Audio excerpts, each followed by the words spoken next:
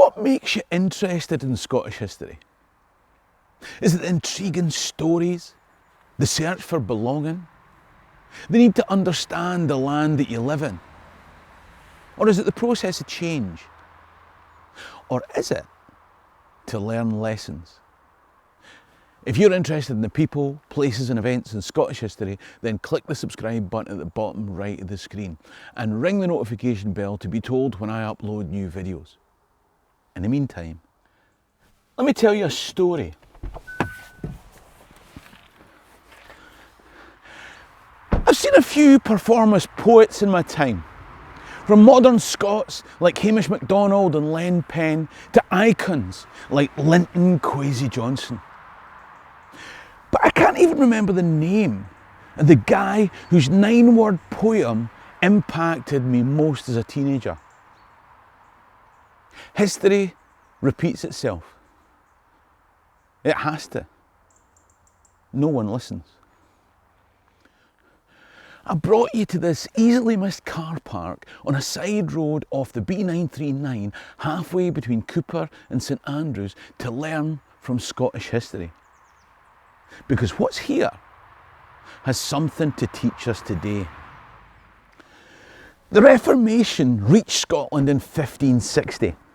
Not a top-down, replace the Pope with the King type English Reformation, but a bottom-up, the congregation elect their ministers and the church is governed by the people, Scottish Presbyterian type Reformation. Which flavour's your favourite? One had structure and order and a sense of place, and somebody else makes the decisions. All you have to do is go along with them.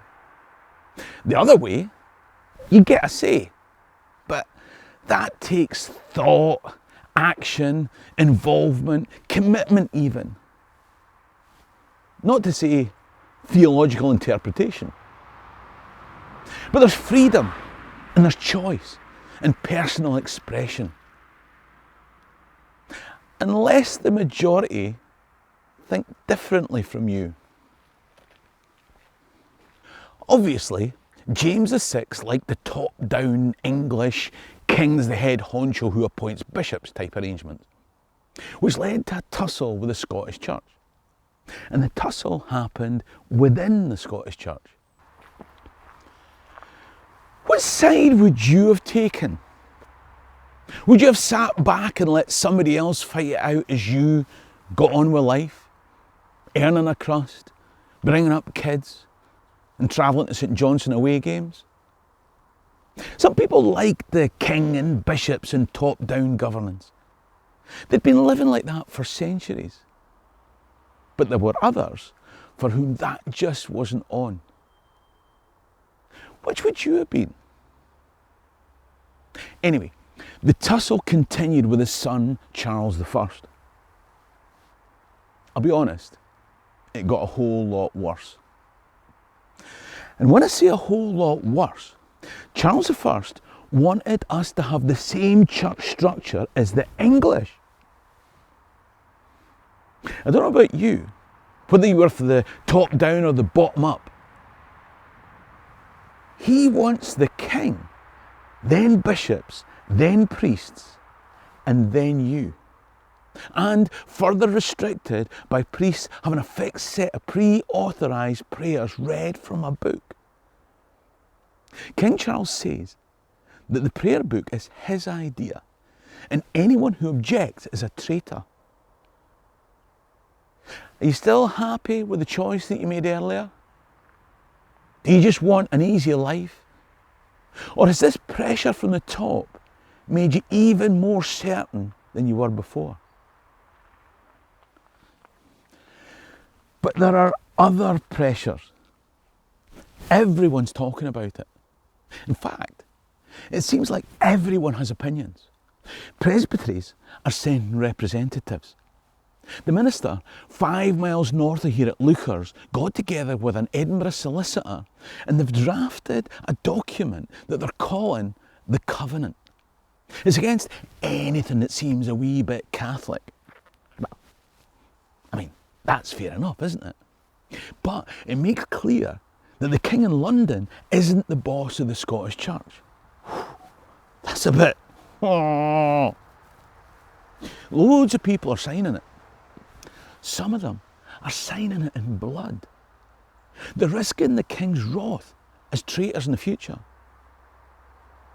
But if you don't go along with them, you face their wrath today. Are you going to sign it? You probably know that the clash between King and Covenanters started a war across 3 kingdoms that lasted 2 decades. And he got his head chopped off. But I need to get on with the meat of this story. So there'll be a playlist with more background details at the end. 10 years after the head choppy get rid of the royals thing, the English invited those same royals back with promises that nobody's going to get into bothering, everything's forgiven and forgotten. If you're thinking, there's no way that's going to happen, you're already learning some bitter lessons from Scotland's history.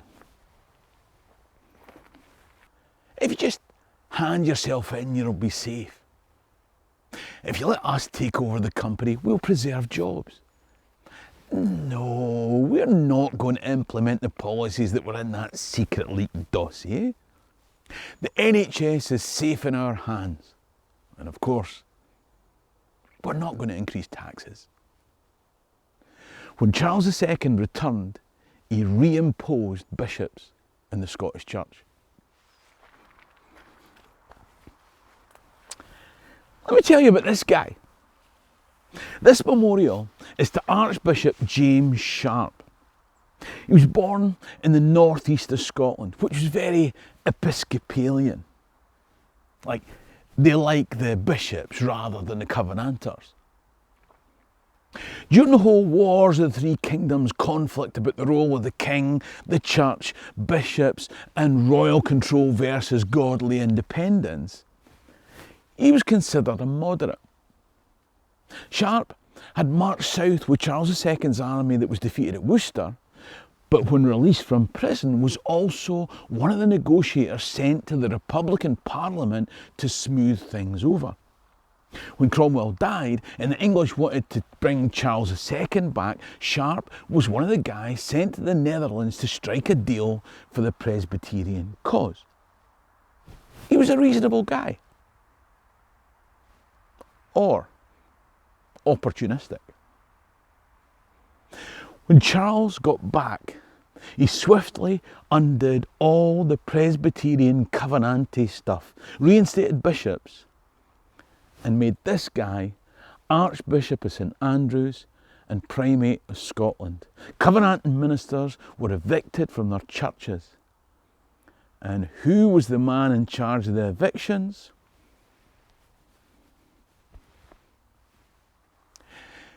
He was a key player in persecuting Covenanters.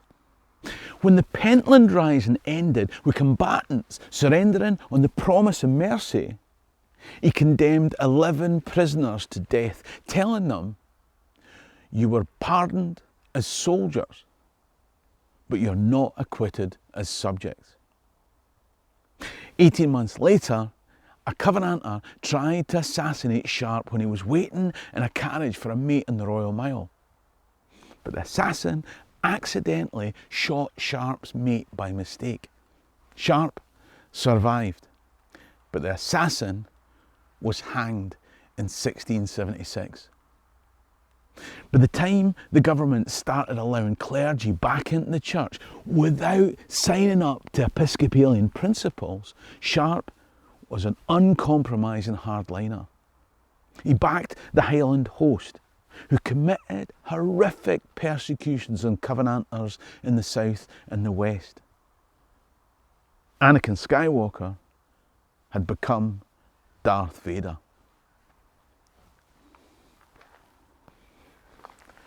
On the 3rd of May 1679, all that area was moorland, and a band of Covenanters laid in wait to attack the Sheriff of Cooper on his way to St Andrews.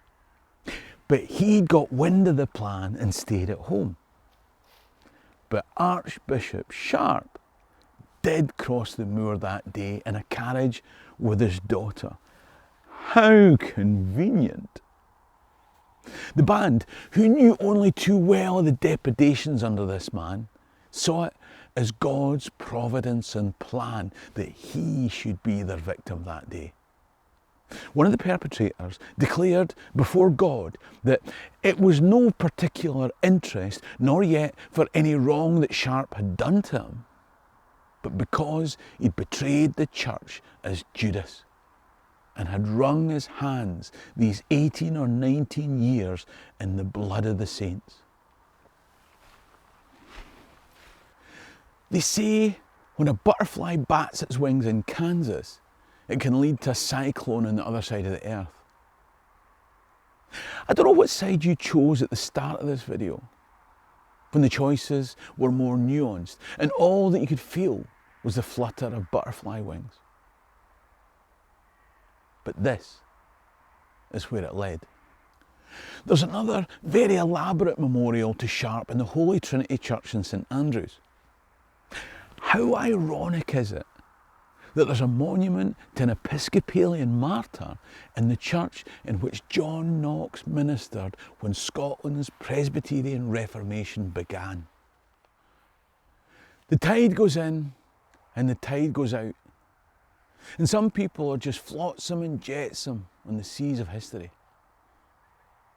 Now, if you like a laugh rather than sad stories and philosophical thought, then I'll be touring my new show, Scotland Made the World, in 2025, starting in Perth, Western Australia, then throughout Australia and New Zealand, and then all over Scotland before going to Canada in 2026. There'll be a link for information and tickets top right and in the description below, or if in doubt, at www.brucefummey.co.uk. Only 2 of the 9 involved in this assassination were ever convicted. And one of those executed has a memorial stone in the farm next door. But there's another memorial here. You see, a month after Sharp's killing, the Covenanters made what would be their last stand at the Battle of Bothwell Brig. 5 of the men captured at Bothwell Brig on the other side of the country were brought here.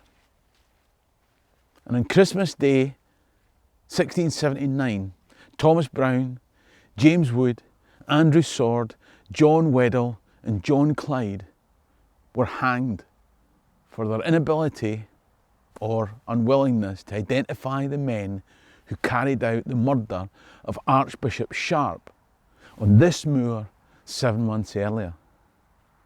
Nobody suggested for a minute that they themselves had been involved. It was nothing more than an act of vindictiveness. The decaying bodies hung here in chains, and it wasn't until the invasion of William of Orange and the flight of James VII in 1688 that their bones were buried. And now the Jacobites took over from the Covenanters as the victims of state persecution. It was 1728 when the gravestone was set up over their burial place. 150 years later, 2 things happened. A wall was built round the graves here, and the memorial to Sharp was built. Sharp, who was never intended as the victim. And these 5 men who never carried out his murder are memorialised just yards from each other in an era where few people care about the dogma that were life and death issues in their time. 2 bitter lessons from Scottish history.